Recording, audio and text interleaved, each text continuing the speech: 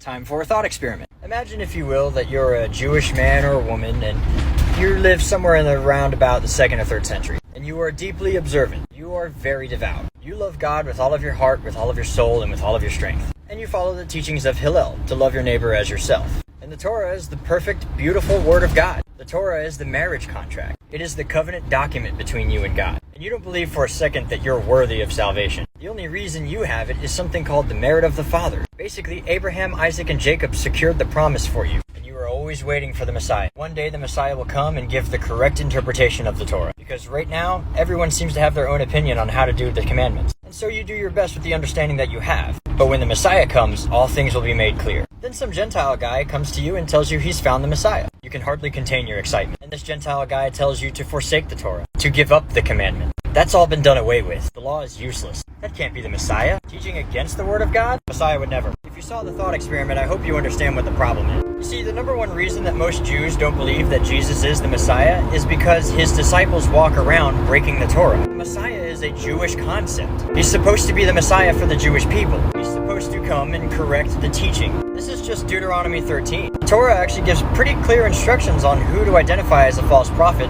and who is a good prophet. Anybody that teaches against the Torah or the commandments is a false prophet.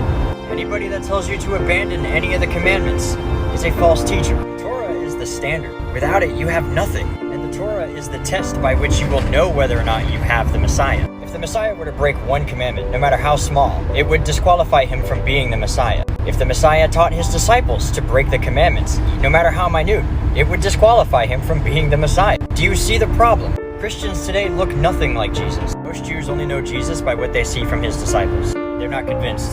Too much Torahlessness.